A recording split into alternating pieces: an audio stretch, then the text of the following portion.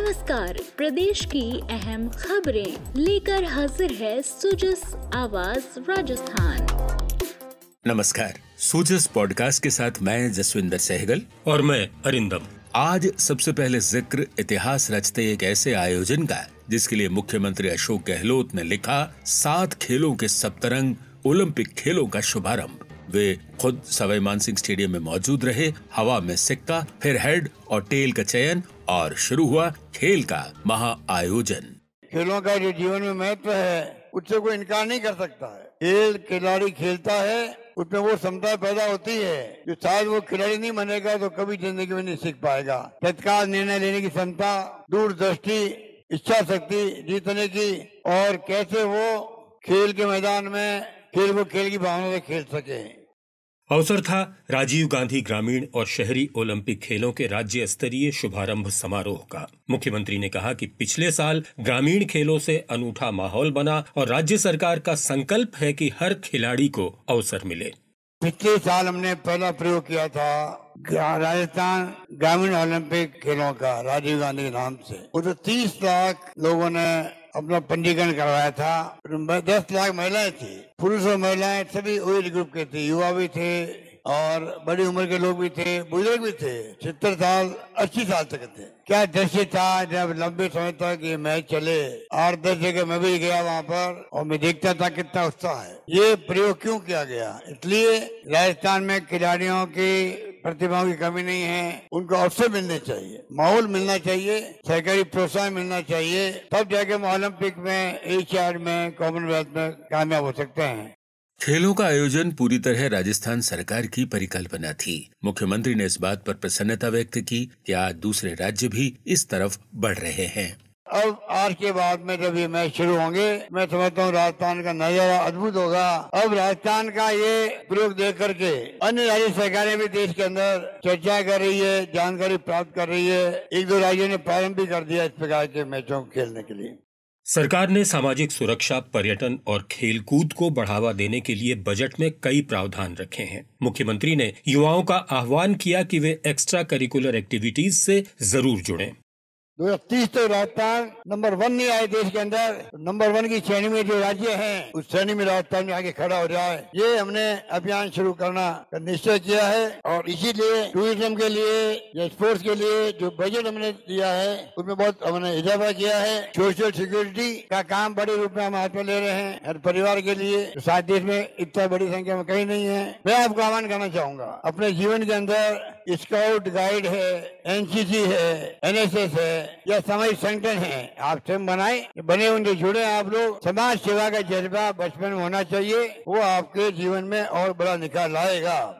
खेल राज्य मंत्री अशोक चांदना ने कहा कि पिछले 5 सालों में राजस्थान में खेलों का परिदृश्य बदला है। इसे रोजगार परक बनाने से खिलाड़ियों का भविष्य सुरक्षित हो रहा है।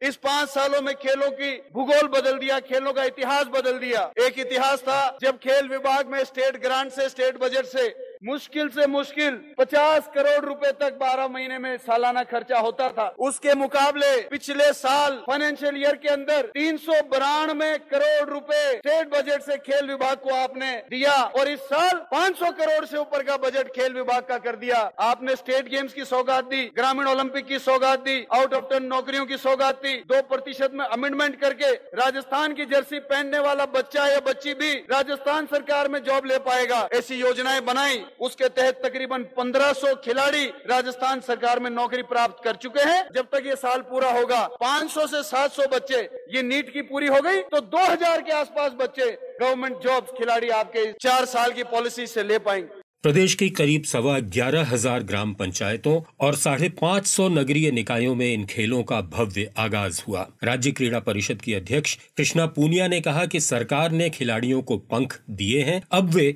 आसमान छुएंगे।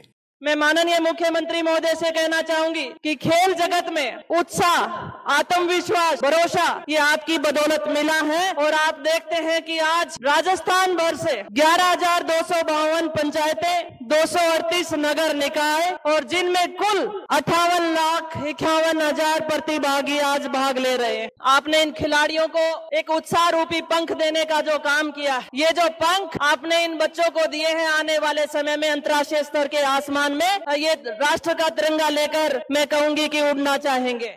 इस अवसर पर सांस्कृतिक प्रस्तुतियां भी दी गयी। कलाकारों ने संगीत और नृत्य से पूरे स्टेडियम को गुंजायमान कर दिया।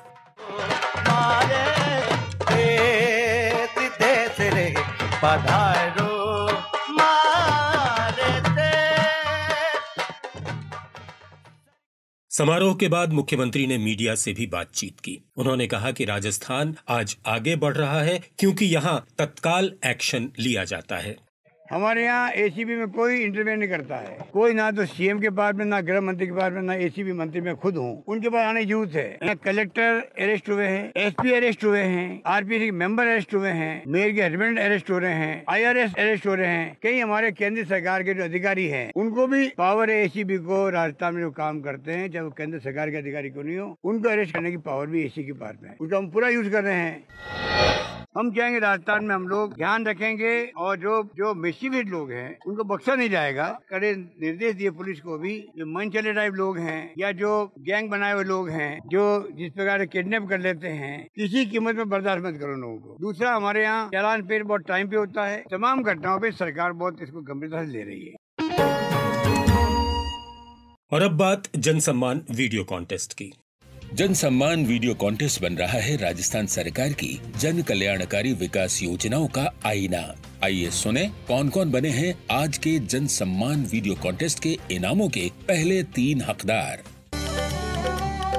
आज के घोषित परिणामों के पहले विजेता रहे जयपुर के सूरज सिंह राजावत, जिन्हें 1 लाख रुपए की इनाम राशि दी गई। उन्होंने अपने सोशल मीडिया पर नाटकबद्ध कर समझाई राज्य सरकार की योजनाएं। 50,000 रुपए की पुरस्कार राशि के साथ हनुमानगढ़ के दुष्यंत जोशी दूसरे स्थान पर रहे, जिन्होंने वीडियो में गाना गाकर बताई कि कैसे राज्य सरकार की योजनाएं आम लोगों के लिए वरदान साबित हो रही हैं। वहीं हनुमानगढ़ की पायल गोदारा रही तीसरे स्थान पर, जिन्हें 25,000 रुपए की इनाम राशि दी गई। उन्होंने चिरंजीवी बीमा योजना सहित सभी योजनाओं पर वीडियो बनाकर शेयर किया था। इसके साथ ही 100 प्रतिभागियों को मिले 1,000 रुपए के प्रेरणा पुरस्कार। जन सम्मान, क्या तुम तक राहत पहुँची, क्या तुम तक सुविधा पहुँची, जरा गौर करो। अब सुनिए जिलों का राउंड अप। जिला राउंड अप में आज सबसे पहले बात राजीव गांधी खेलों की, जिसका जोश युवाओं के सिर चढ़कर बोल रहा है। दूसरी तरफ प्रदेश में 10 अगस्त को लागू होगी गहलोत सरकार की इंदिरा स्मार्टफोन योजना। सभी जिलों में इसकी तैयारियां अब अंतिम दौर में हैं। इस कड़ी में बूंदी कलेक्टर डॉक्टर रविंद्र गोस्वामी ने समीक्षा बैठक बुलाई। उन्होंने बताया कि फोन वितरण कैंपों में रोजाना 200 फोन दिए जाएंगे। इसके लिए पात्र महिलाएं जरूरी दस्तावेजों के साथ आएं। जिला कलेक्टर ने अधिकारियों से कहा कि व्यवस्थाएं ऐसी हों कि किसी को भी कोई असुविधा नहीं हो।